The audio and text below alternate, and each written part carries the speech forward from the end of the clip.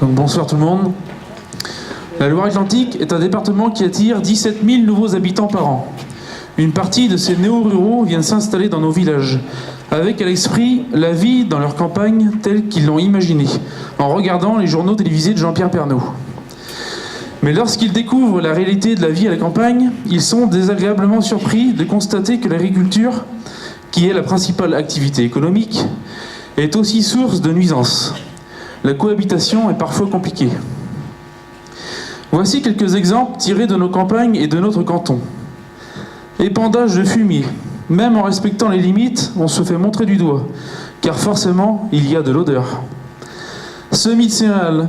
Les semis fraîchement terminés, le téléphone sonne. Il paraîtrait que l'on aurait désherbé sans prévenir le voisinage, que l'air de la maison serait pollué. Décidément, ils ne connaissent rien en matière agricole. Ils confondent le semoir avec le pulvé.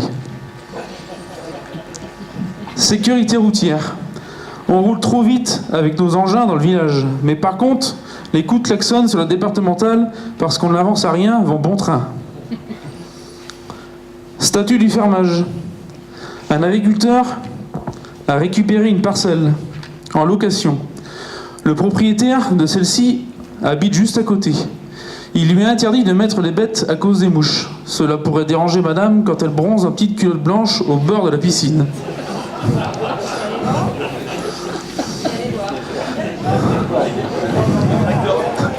Les tracteurs sont plus hauts, on voit par-dessus les haies maintenant, c'est ça, certainement. Cela ne les empêche pas de nous demander des services. Un bout de bâche pour cacher le tas de bois, un godet de fumier, ça pue mais c'est bon pour le jardin. Un sac de paille pour nos compagnons les lapins. Le coup de fil à n'importe quelle heure du jour et de la nuit pour sortir la voiture du fossé. Et pour finir, il faudrait en plus qu'on leur récupère leur merde à la station d'épuration la plus proche. Mais oui, Christiane, là tu vas nous répondre, mais les amis, faites visiter vos fermes. Eh bien, Christiane, on en a marre de se justifier. Lorsqu'un Airbus s'écrase et fait 300 morts ou plus, est-ce que le lendemain, les salariés d'Airbus de Saint-Nazaire font visiter leur usine pour redonner confiance aux passagers ?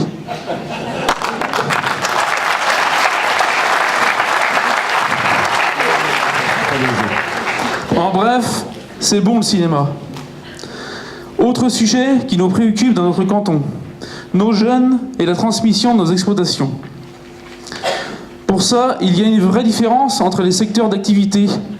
D'un côté, Airbus, les chantiers de l'Atlantique, la raffinerie, le port autonome. Voilà quelques exemples d'entreprises qui embauchent et qui rémunèrent. Pour 35 heures par semaine, ils touchent entre 2 000 et 4 000 euros par mois, 5 semaines de congés payés minimum, sans compter tous les autres avantages que l'on n'énumère plus.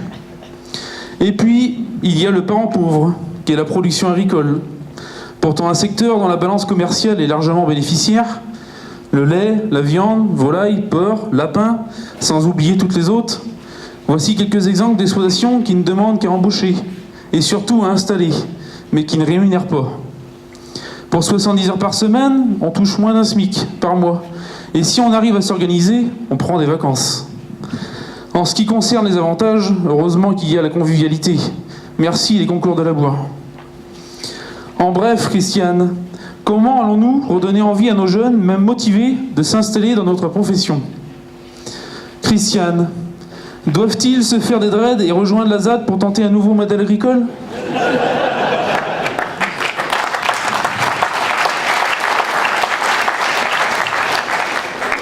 Christiane, mes amis, aujourd'hui, nos exploitations respectent toutes les normes imposées.